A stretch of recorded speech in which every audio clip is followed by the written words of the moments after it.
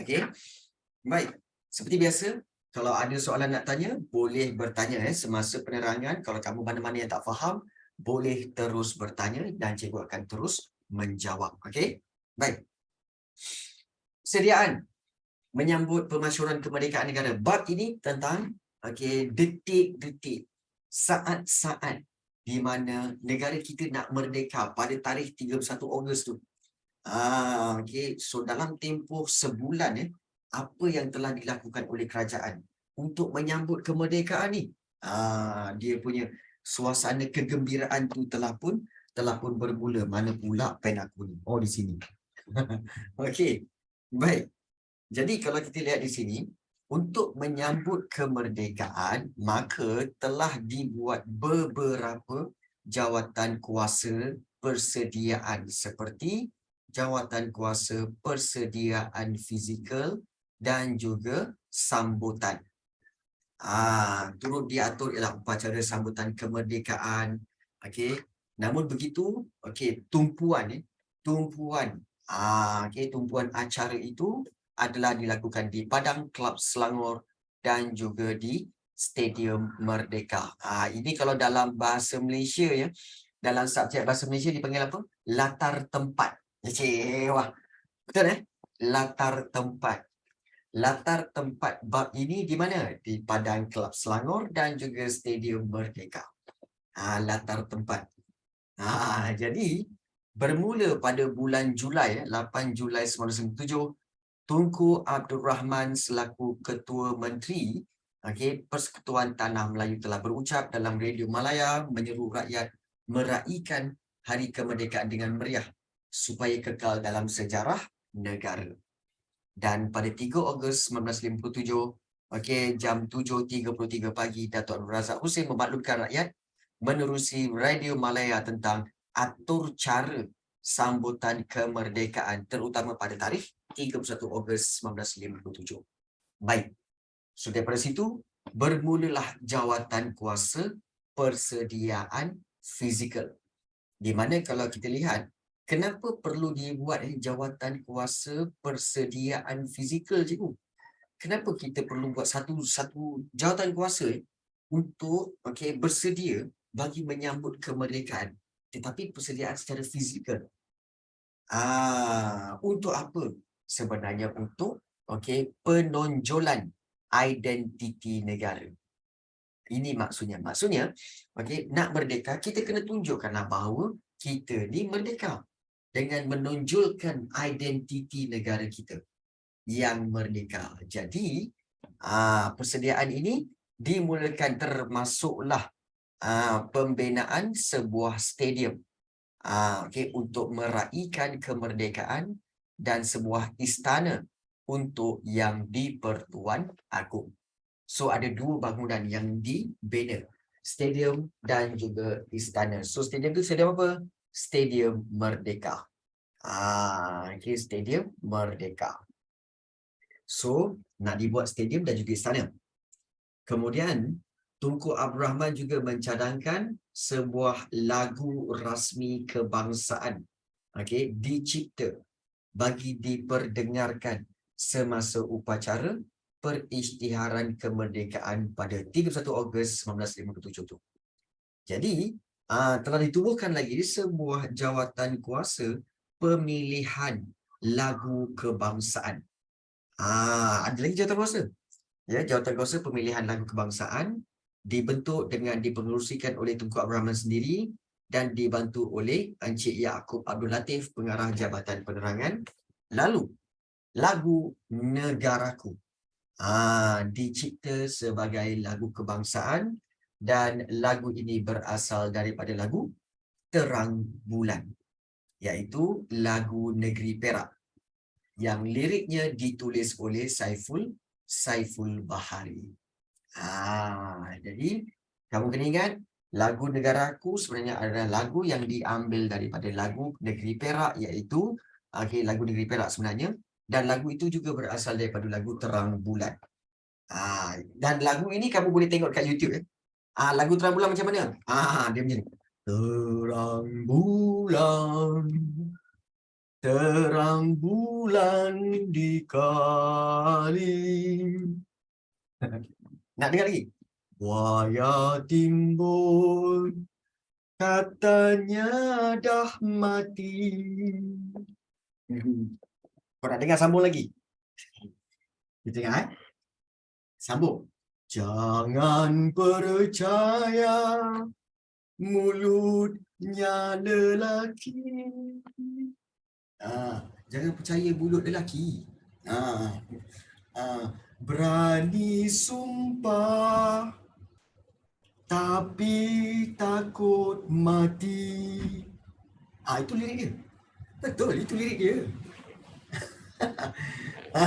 Okay. Itu lirik dia.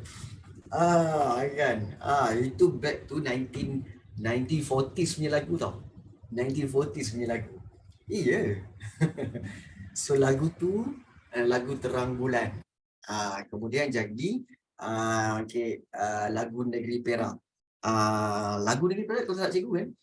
Saya lagu Negeri Perak dia mula dengan apa tau? Allah selamat. Macam itulah lebih kurang. Saya tak ingat lirik dia. Tapi daripada lagu Negeri Perak itu, maka lagu itu diambil menjadi dia punya muzik dengan dia punya melodi tu diambil menjadi lagu Negaraku. Tapi cikgu rasa korang semua dah tahu kan lagu tu sebenarnya datang daripada mana? Korang tahu tak? Korang tahu tak lagu tu datang daripada mana? Lagu Negaraku tu datang daripada mana? Dia panjang sejarah dia tahu. Sebenarnya macam ni. Kamu ingat lagi tak? Semasa sejarah tingkatan 3, kita belajar bahawa pada bab yang ketiga, bab yang ketiga, iaitu negeri-negeri Melayu Bersekutu, bab sejarah tingkatan 3 dulu ada satu kejadian di mana terdapatnya pembunuhan J.W.W. Birch, residen Perak. Ingat lagi kan? Pembunuhan J.W.W. Birch, betul? Baik. Pembunuhan itu menyebabkan beberapa orang pembesar dan sultan seperti Sultan Abdullah. Kemudian juga ada Raja Ismail dan beberapa orang pembesar telah dibuang negeri.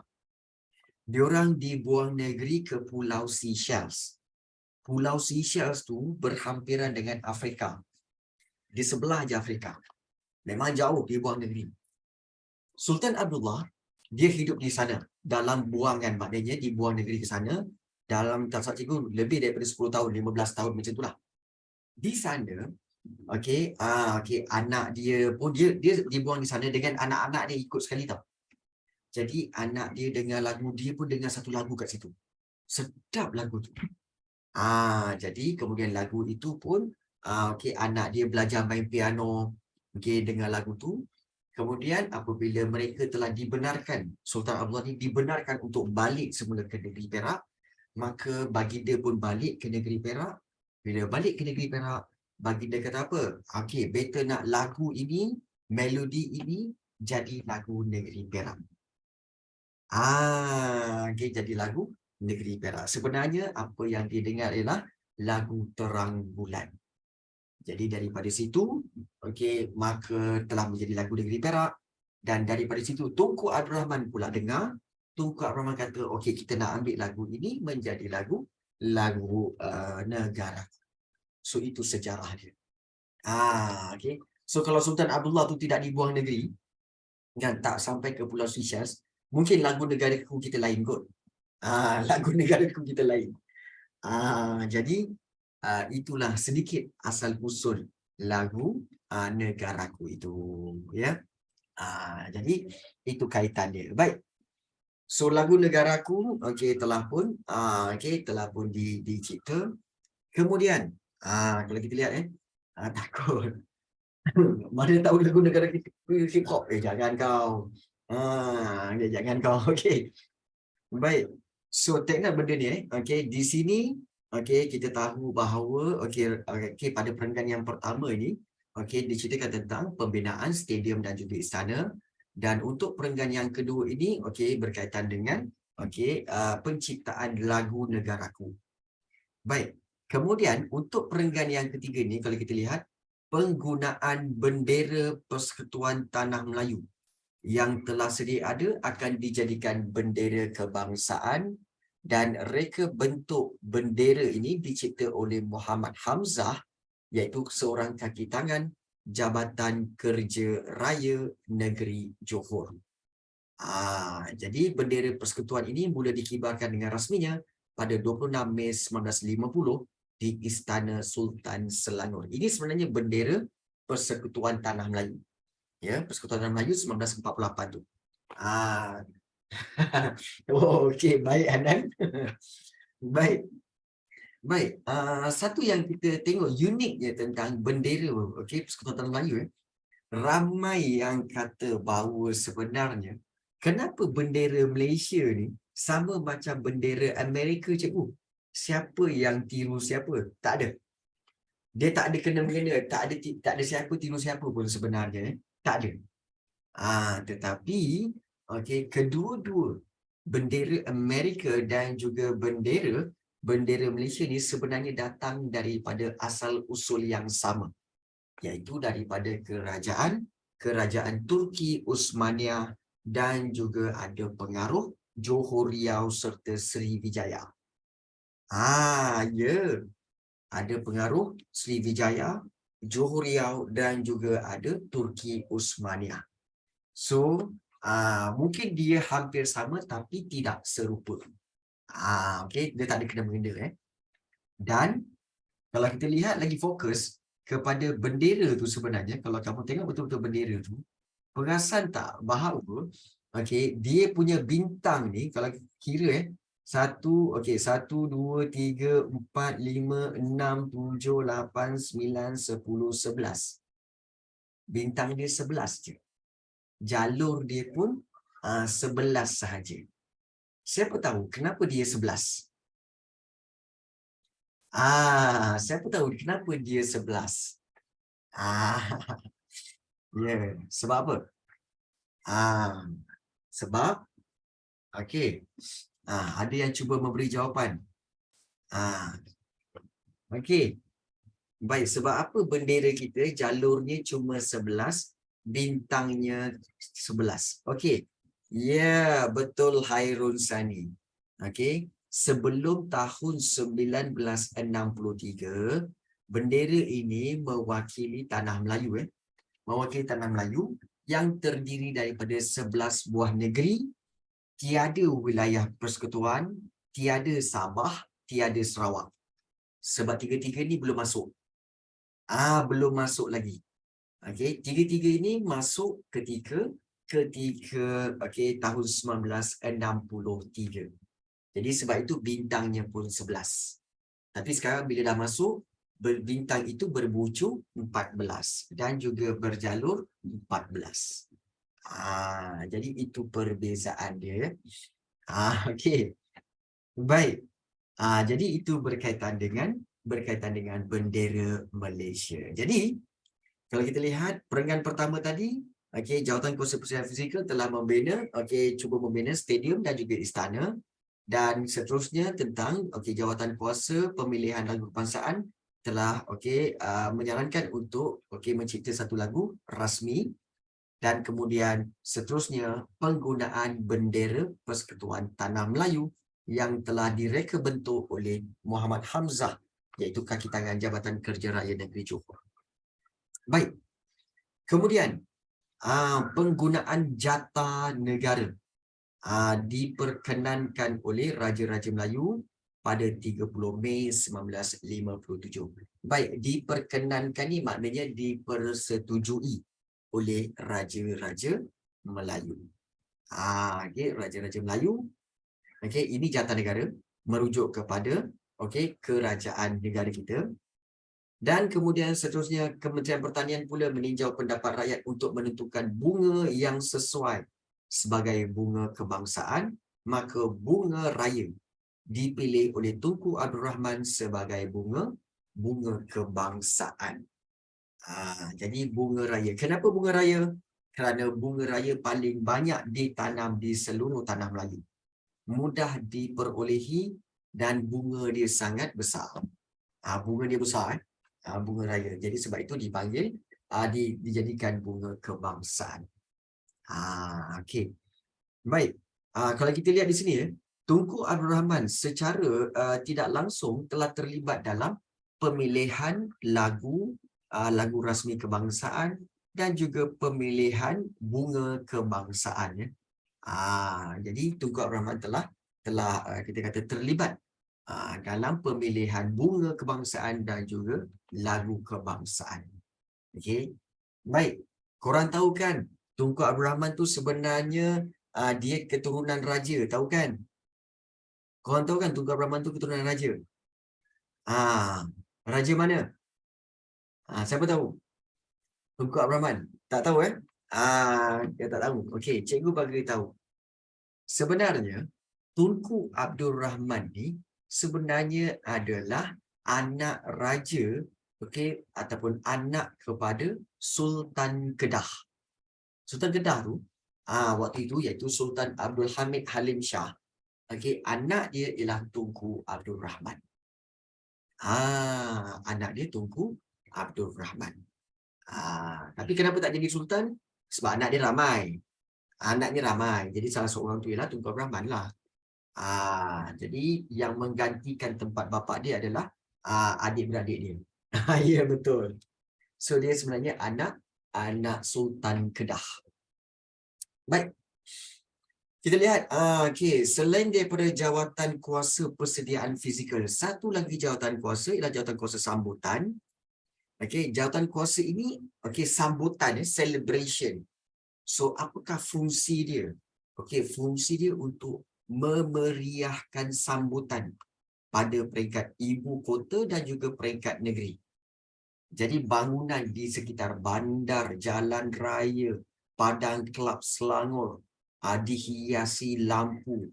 75,000 bendera Persekutuan Tanah Melayu turut ditempah khas dari kilang kain di Jepun dan dibawa dengan kapal laut untuk diedarkan kepada seluruh penduduk Tanah Melayu. Itu ya. Dan kalau kita lihat, inilah dia pintu gerbang.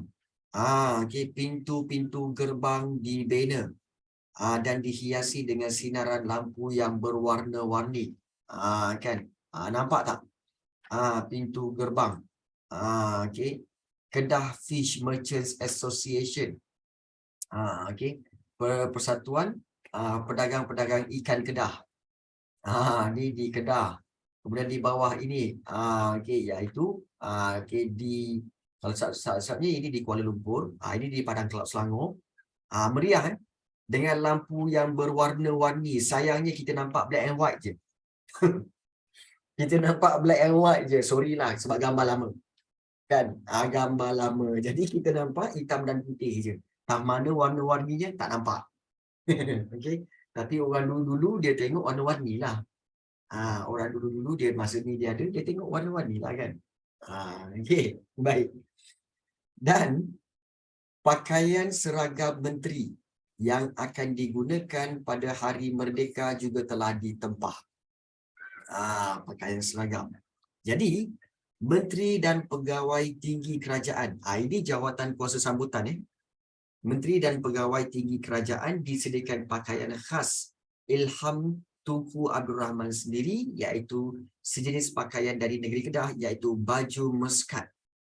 Baju muskat yang diubah suai lengkap dengan seluar satin hitam dan bersongket. Satin hitam, okay, bersongket, bersamping dan juga tengkolok. Ini tengkolok lah ni. Tengkolok, bersamping dan berseluar satin hitam yang direka untuk para menteri. Kemudian selain daripada pakaian khas, di sini ada pakaian khas okey. Dan seterusnya kerajaan menganjurkan kursus-kursus khas berkaitan dengan protokol yang diikuti oleh sebanyak 300 orang pegawai kerajaan selama 3 hari. Okey, dan mereka bertindak sebagai pegawai penerangan dan pegawai pengiring tetamu serta pegawai jemputan luar negara.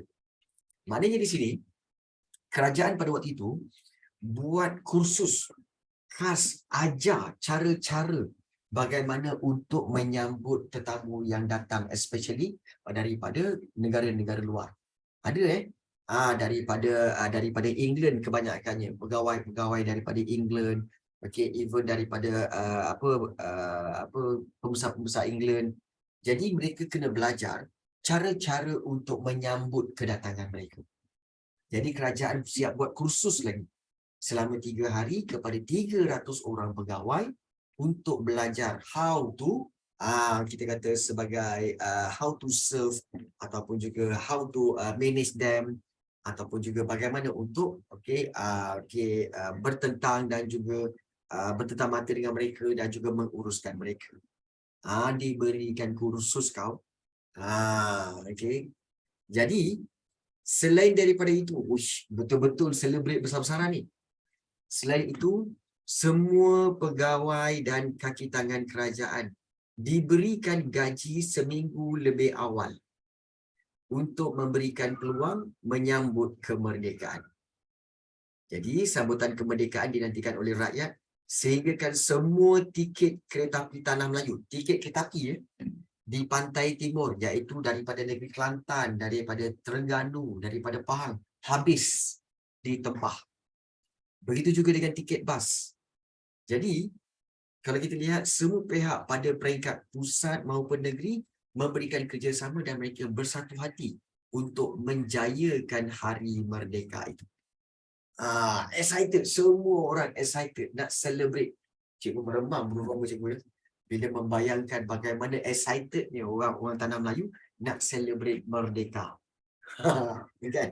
Jadi kita terasa dia punya celebration dia tu. Dan kalau kita lihat di sini, bukan itu sahaja jawatan kuasa itu bukan.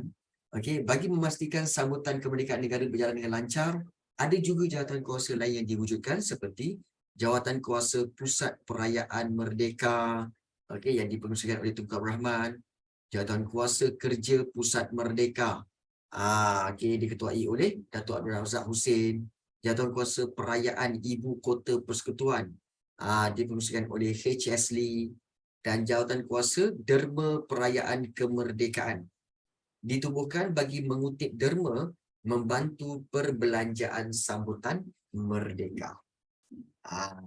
Jadi rupa-rupanya bukan dua saja jawatan kuasa yang kita ingat. Okey, jawatan kuasa persediaan fizikal, kemudian jawatan kuasa sambutan, kemudian tadi ada jawatan kuasa pemilihan lagu kebangsaan, kan? Rupanya ada lagi jawatan kuasa lain, seperti Jawatan Kuasa Pusat Perayaan Merdeka, Jawatan Kuasa Kerja Pusat Merdeka, Jawatan Kuasa Perayaan Ibu Kota Persekutuan, dan Jawatan Kuasa Derma Perayaan Kemerdekaan. Jadi waktu ini semua orang nak celebrate dan juga nak involve dalam perayaan kemerdekaan. Yalah, okey. Untuk pengetahuan kamu, berapa lamakah negara kita telah pun dijajah? Berapa lama negara kita telah dijajah? Siapa ingat lagi? 100 lebih. Negara kita sebenarnya pertama kali dijajah bila? Pertama kali dijajah pada tahun bila? Negara kita pertama kali dijajah semasa Portugis menjajah Melaka. Jadi tahun bila? Iaitu pada tahun 1511. Betul Rafiq. 1511. So just bayangkan 1511 daripada situlah. Okey, Portugis, Belanda, okey, kemudian British, kemudian Jepun, kemudian British balik. Okey, sampailah kita merdeka pada tahun bila? Iaitu pada tahun 1957. So just imagine, okey, berapa ratus tahun itu sebenarnya is equal to 446 years. 446 tahun. Bukan 100 tahun, bukan 200 tahun, 446 tahun kita telah dijajah.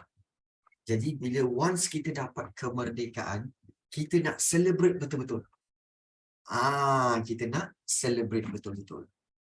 Jadi penduduk-penduduk pada waktu itu memang seronok sangatlah. Jadi kita lihat detik-detik pemasyhuran kemerdekaan negara. Di mana kalau kita lihat detik pemasyhuran itu, detik perisytiharan ni, sebenarnya biasalah kalau upacara sambutan pemasyhuran kemerdekaan ini, kita akan mulakan dengan apa? Permulaan sambutan diraikan pada malam malam 30 Ogos 1957 di Padang Kelab Selangor. Kalau kamu tanya, kenapa bermula pada 30 Ogos, cikgu? Belum 31. Kita tahu kan, kalau hari, salah satu hari ialah hari itu akan bertukar pada tengah malam, betul? Jadi kalau start je pukul 12 tengah malam, maknanya 12 tengah malam itulah dah masuk 31 Ogos. Sebab itu, sambutan itu telah dimulakan pada malam 30 Ogos tu. Pada malam tu. So nanti pukul 12 dah masuk 31, kita dah merdeka. Macam tu.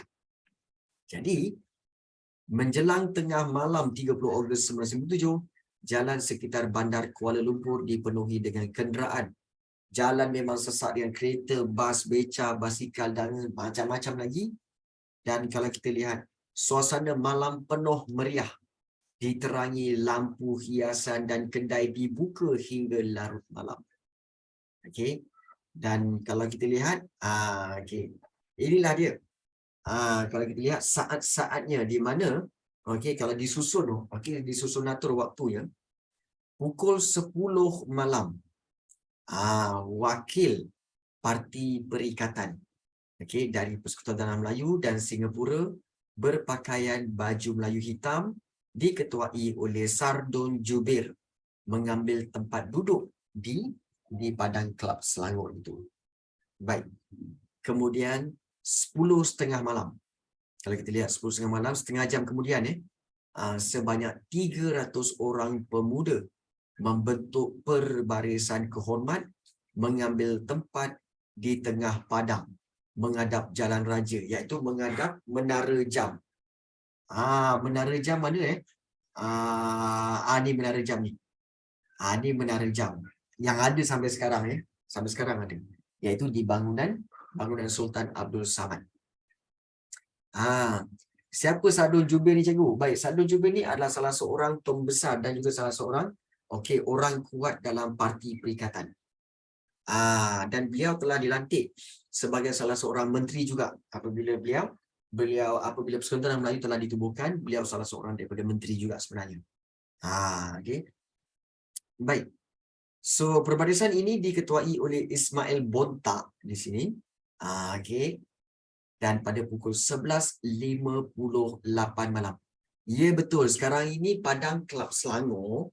Sekarang ni dulu Padang Kelab Selangor. Sekarang ini dipanggil Dataran Merdeka. Dataran Merdeka dulu, nama asal dia ialah Padang Kelab Selangor. Tempat pegawai-pegawai British main polo. Main sukan polo. Tahu sukan polo? Sukan polo berkuda tu. Yang berkuda tu main sukan polo tu kan. Dia orang main dekat situ. Itu Padang Kelab Selangor. Dulu sukan polo kat situ ya.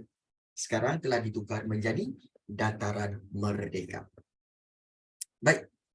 Kemudian 11:58, 2 minit lagi, maka semua lampu di padang dan di sekelilingnya dipadamkan sehingga seluruh kawasan menjadi gelap gelita.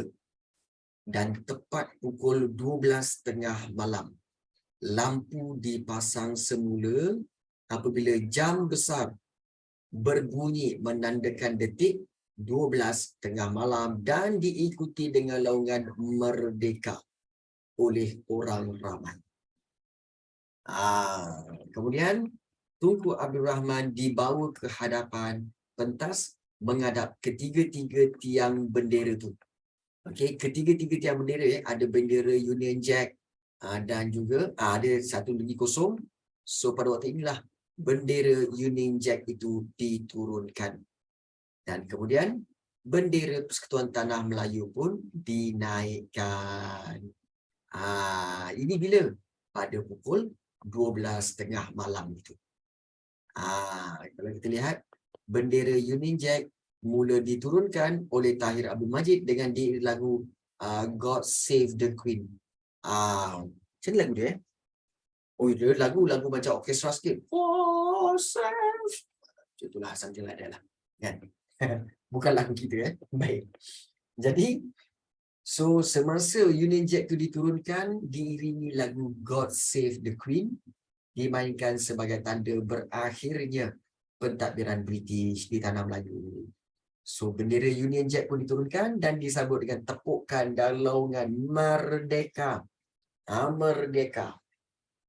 Dan bendera Persekutuan Tanah Melayu kemudian dinaikkan, dan diiringi dengan lagu Negaraku yang telah diperdengarkan buat kali pertama kepada umum pada malam bersejarah itu.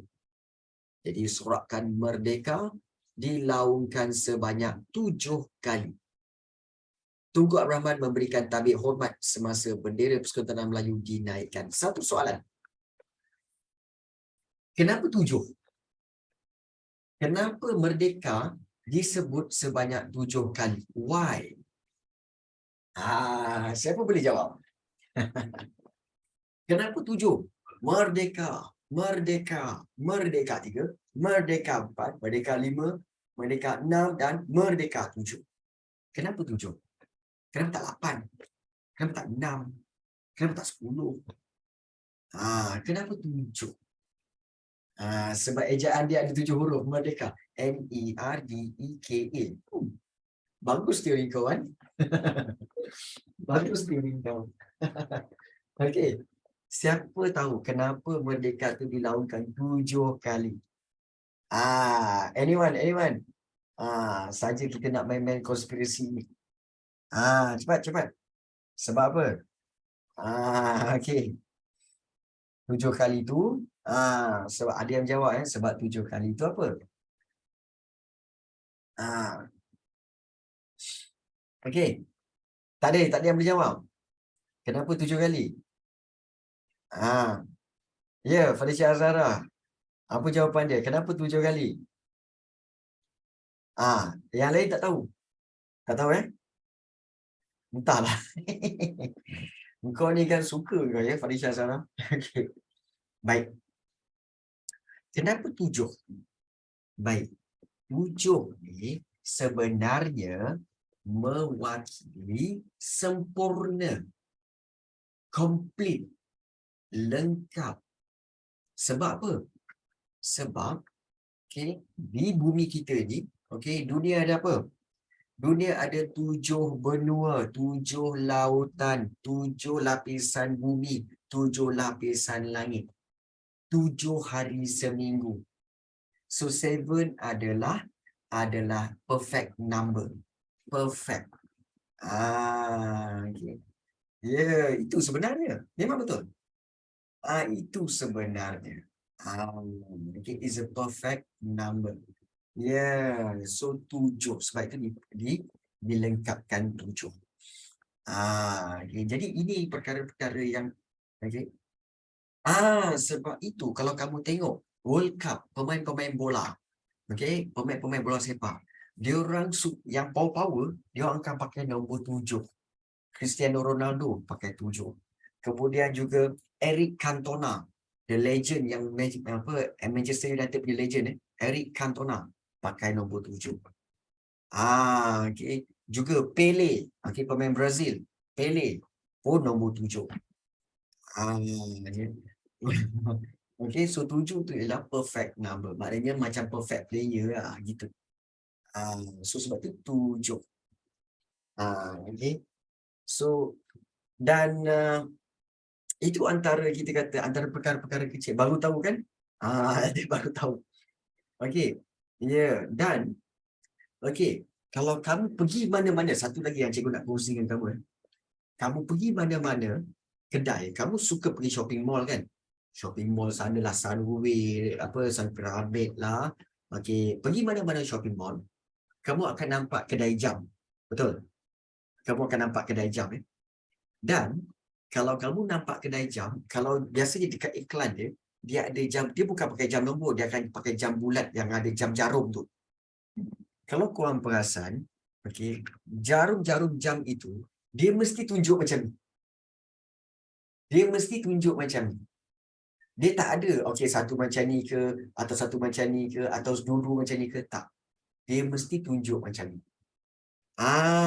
Korang tengoklah. Dekat mana-mana iklan jam, mesti jam tu tunjuk dia, jarum dia macam ni. Why? Soalan dia, why? Kenapa jarum tu macam tu? Kerana, okey, sebabnya, okey, supaya menunjukkan, apa tahu? Menunjukkan kesempurnaan jam itu. The perfect of that watch, wristwatch itu, ataupun watch itulah. Perfect, kesempurnaan. Bentuk pun sempurna, dan kalau kamu perasan bahawa dia punya jarum tu, dia akan tunjuk macam ni, dia tunjuk pukul apa tahu? 10:10. 10, okey, 10:10 minit. 10:10 minit, dia macam tu. Ya. Korang tengoklah. Jadi, ini antara perkara-perkara yang kadang-kadang korang tak perasan, tapi iyalah, lah. Memang ya. Memang ya. Okey, memang ya. Jadi, ada sebab. Cikgu dulu cikgu belajar pada asal bila. Okey. Okey. Baik. Untuk pengetahuan kamu saja. Okey, dulu cikgu belajar kat UPM, University Putra Malaysia. Okey, semua ni tak ada. Benda-benda tak ada. Tetapi, okey, mana cikgu dapat semua knowledge ini? Cikgu bergaul dengan kebanyakan orang-orang biasa dan juga orang-orang bijak pandai yang biasanya mereka berada bukan dekat korporat, dekat syarikat apa semua, tak. Mereka berada di Central Market, dekat KL. Central Market, dekat pusat-pusat seni, dekat kemudian dekat library, dekat galeri lukisan. Orang-orang macam tu, kalau kamu borak dengan dia, dia banyak ilmu. Dia banyak ilmu. Jadi cikgu suka borak dengan dia orang, dan dia orang akan share. Sebenarnya dia begini. Betul ke teori ni? Betul, ini macam cici. Memang. Okey, siapa kat sini KL? Cikgu tahu Amira daripada KL. Siapa lagi sini yang kat KL? Wan KL Wan KL, Amira KL. Okey. Siapa lagi? Tak, Puncak Alam. Okey. Siapa lagi dekat KL? Okey. Korang pernah tengok tak? Okey. Bangunan tabung haji. Dekat KL, bangunan tabung haji bentuk dia macam tu. Dia bulat, kemudian dia bentuk macam tu. Bangunan tabung haji. Okey. Okey, tahu kan? Okey. So, ramai yang tahu bangunan tabung haji kat KL tu, headquarters bagi tabung haji, bentuk dia macam tu. Baik. Cikgu pernah lepak dekat Central Market. Rupa-rupanya cikgu terserempak dan terbual-bual dengan seorang lelaki yang relax je. Minum kopi je tau. Dia cerita apa? Sebenarnya saya lah arkitek yang buat bangunan tabung haji tu.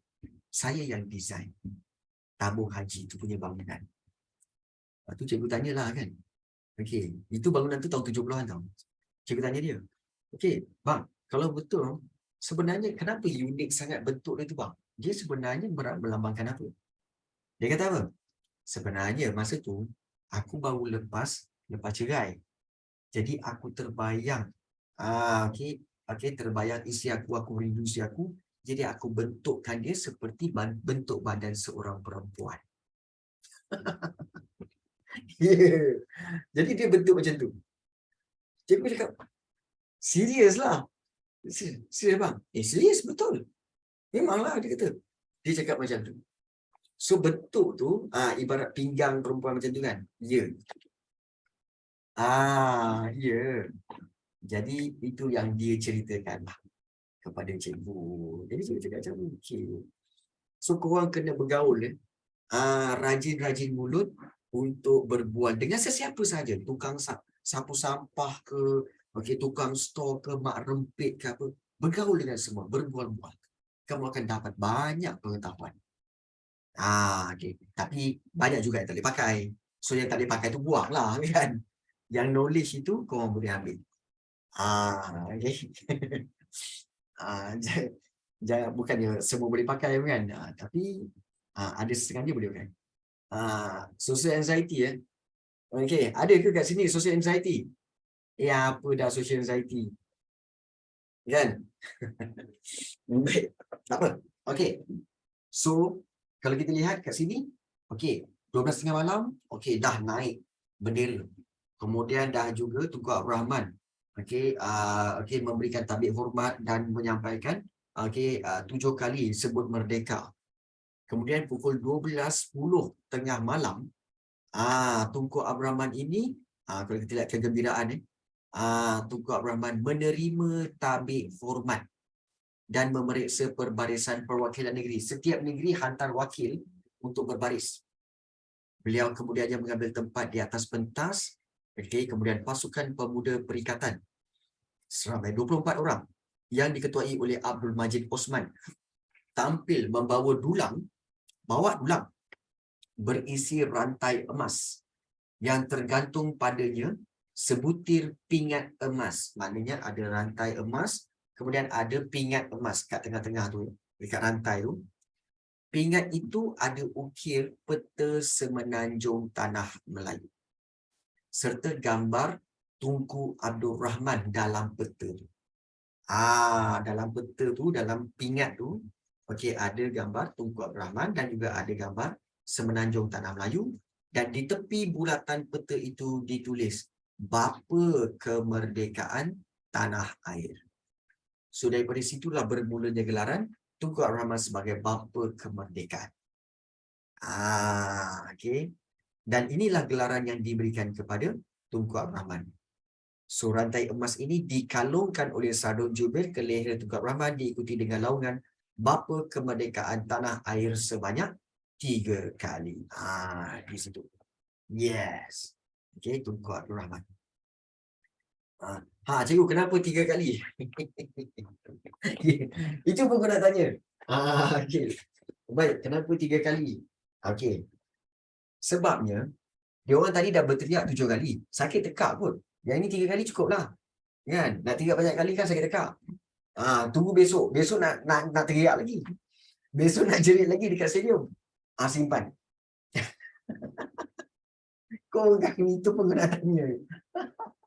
Okey. Tahu-tahu je. Okay. Baik. Jadi, inilah dia cendera mata. Dia kata gift yang diberikan oleh negara luar dan negara Commonwealth kepada Yang di-Pertuan Agong bersempena dengan kemerdekaan negara pada tahun 1957. Macam-macam gift ada macam-macam piala, macam-macam gift ada. Macam-macam piala pun ada kau. Macam-macam gift ada ni Ni negara-negara luar bagi ni. Okay, negara-negara luar bagi. Ini semua nilai tak ternilai ni masih lagi disimpan masih lagi disimpan. Okey. Bukan siapa punya tapi disimpan sebagai salah satu daripada harta negara lah. Okey. Jadi kemudian pada 12:25 tengah malam Tunku Abdul Rahman pun menyampaikan ucapan dengan penuh semangat, dan pada 12:55 tengah malam majlis diakhiri dengan bacaan doa selamat oleh Tuan Haji Mas'ud Hayati. Maya kalau ada orang pergi rompak tu. So 12:55 okey, baca doa selamat, pukul 1 habis bersurai dan semuanya baliklah kan. Besok pagi nak bangun lagi kan, nak pergi stadium pula. Jadi besok paginya ni sambung cerita. Okey.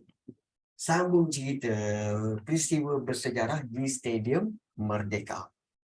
Pada pagi 31 Ogos 1957, pagi tu okey, malam tadi, okey, dah habis lah pukul 12:55 tu.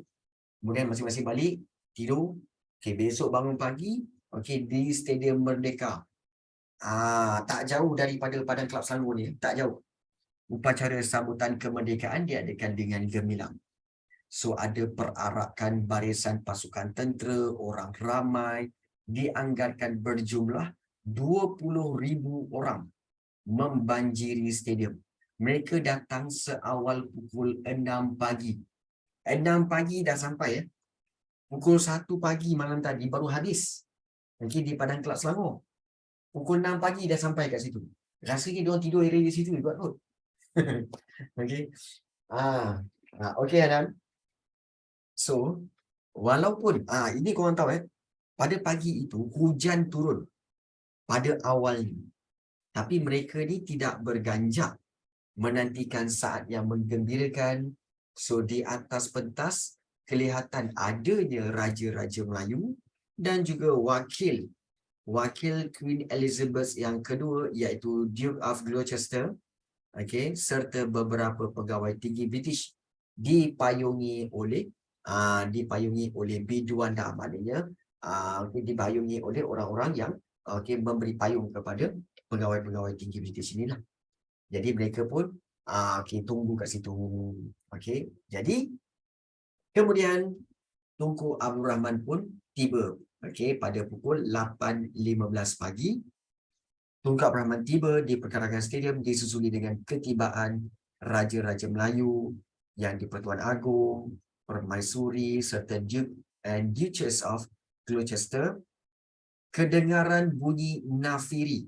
Nafiri tu alat tiupan raja yang dalam nobat tu. Nafiri, kedengaran bunyi nafiri pada setiap kali pembesar negara sampai akan berbunyilah nafiri itu. Dan kemudian Duke of Gloucester yang mewakili kerajaan British telah memberikan ucapan dan menyerahkan surat perlembagaan serahan kuasa kepada Tunku Abdul Rahman. Serahan kuasa ni maksudnya apa? Maksudnya serahan kuasa daripada kerajaan British serahkan kepada kerajaan Persekutuan Tanah Melayu. Jadi kemudian dah beri surat kuasa, kemudian Tunku Abdul Rahman pun membacalah pemasyuran kemerdekaan bagi mengisytiharkan bahawa Persekutuan Tanah Melayu mencapai kemerdekaan dan kedaulatan. So, dengan tangan di udara, sebelah kanan ni, tangan di udara. Sama tak? Sama tak? Okey, kau tengok tak? Di sebelah sini. Sebelah sini kan? Sebelah sini. Okey. Sama tak? Sama Sama tak dengan tu?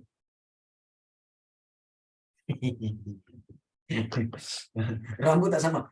Okey, fine. Okey, fine. Rambut tak sama. Okey, fine. Okey. Okey. Okey. Rambut tak sama. Okey, baik. Yang lain okeylah kan.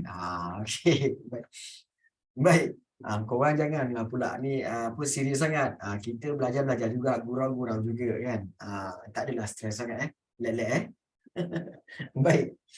Dengan tangan di udara, Tunku Abdul Rahman pun melaungkan merdeka sebanyak 7 kali lagi.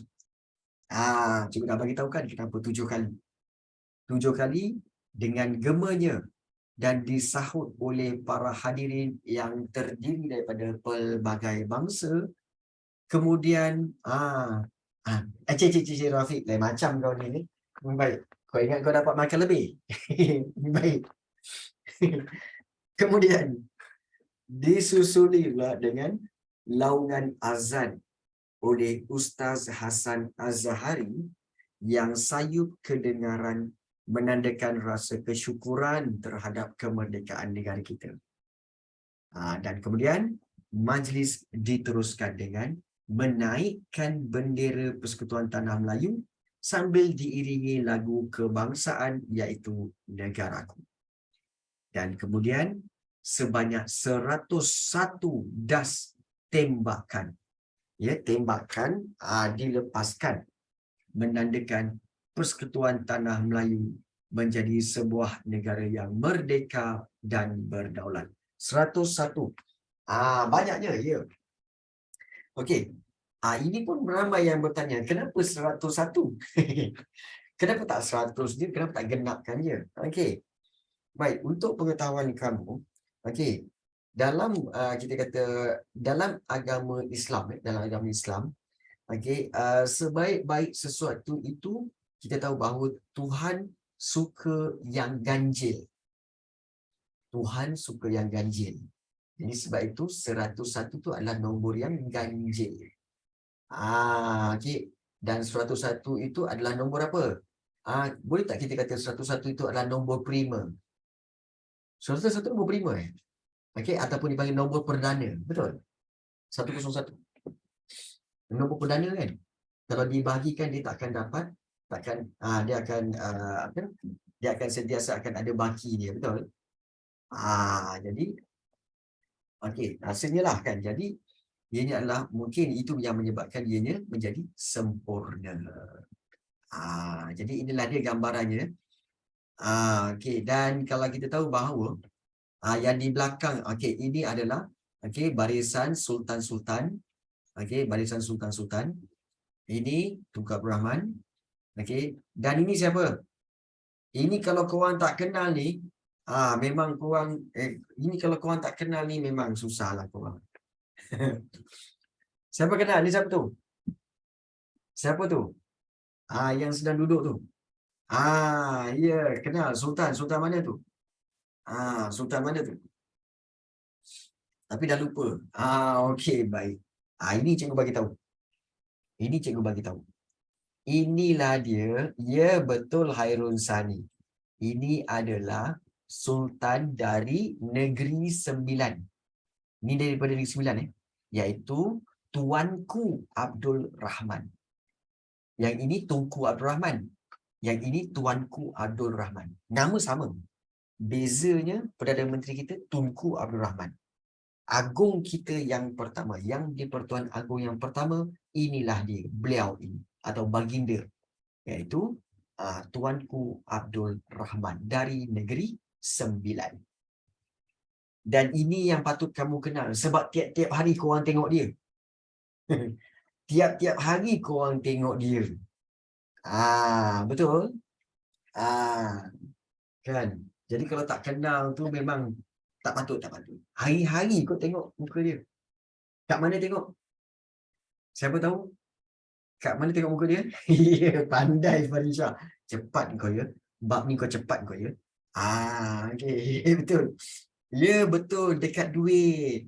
Dekat wang kertas tu, wang kertas ke wang shilling ke kan? Wang shilling ada ke? Wang shilling ada ke? Wang shilling ada juga. Tak ada. Wang shilling tak ada. Wang kertas. Wang kertas tu gambar dia lah tu. Muka dia lah tu. Muka siapa? Sultan dari Negeri Sembilan. Okay. Cikgu pun boleh keluarkan duit. Iaitu gambar dia. Kenapa dia? Yang ini kan? Itulah dia. Nampak? Okay. Dan kenapa dia?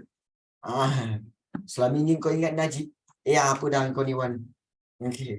Kenapa dia? Kerana beliau adalah yang di-Pertuan Agong yang pertama.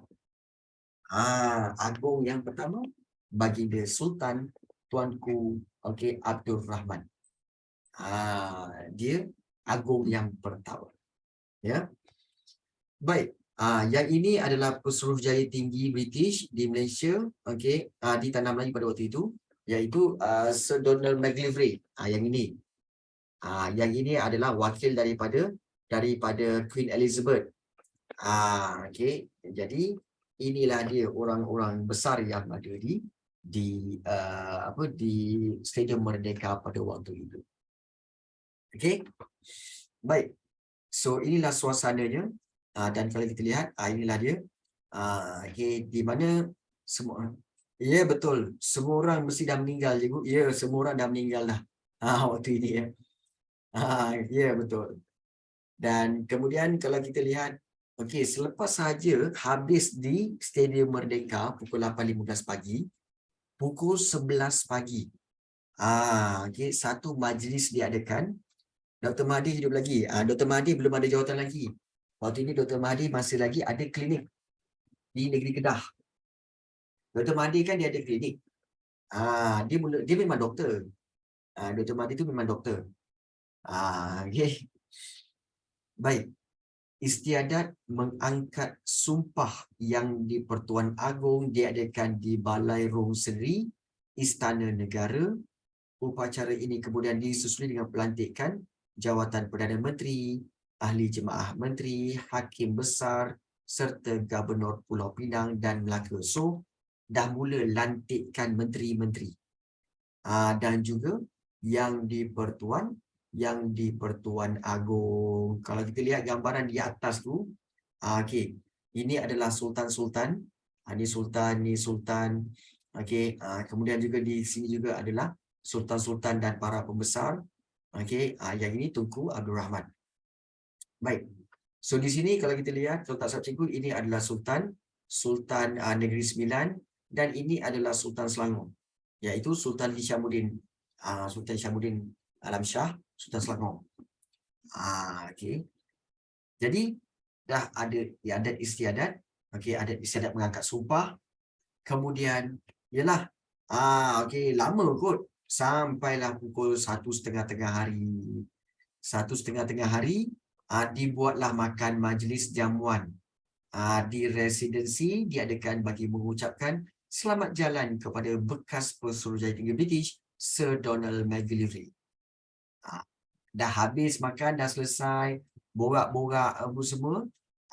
Okay, kemudian pada pukul 5:25 petang. 5:25 petang, Sir Donald McGillivray dan isterinya berlepas dari lapangan terbang Kuala Lumpur ke England. Dan beliau diberikan penghormatan dengan permainan merah dan barisan kehormat oleh Batalion Keempat Askar Melayu. So, inilah dia. Okey, Sir Donald McGillivray dan isterinya bersedia untuk naik kapal terbang dan balik ke England. Dihantar baliklah. Jadi kalau kita lihat dengan melalui sejarah perjuangan yang panjang berliku, negara kita akhirnya mencapai kemerdekaan. Kemerdekaan yang sebelum ini diperjuangkan dengan pelbagai cara. Akhirnya diperoleh melalui rundingan sahaja. Oleh sebab itu, kita ni haruslah menghargai perjuangan yang dilakukan secara muafakat, tanpa pertumpahan darah, dan tokoh nasionalis yang terdiri pada pelbagai latar belakang ini perlu disanjung dan dihargai. Hal ini demikian kerana tanpa jasa mereka, kita tidak dapat merasai kemakmuran dan kesejahteraan pada hari ini. Jadi kita kena respect diorang juga lah. Jadi inilah dia. Okay. Kita pentas terapung berbentuk kerang dibina di Lake Garden. Antara artis ni pentas terapung berbentuk kerang. Antara artis yang membuat persembahan termasuklah P. Ramlee dan juga Saloma. Kau mau aku juta kalbu. P. Ramlee. Baik. Aduh. Baik. Honestly, cikgu, kita kena hargai ke British. No. Honestly speaking lah, sebenarnya kita okeylah. Penjajahan British terhadap negara kita. Penjajahan yang berlaku pada negara kita sebenarnya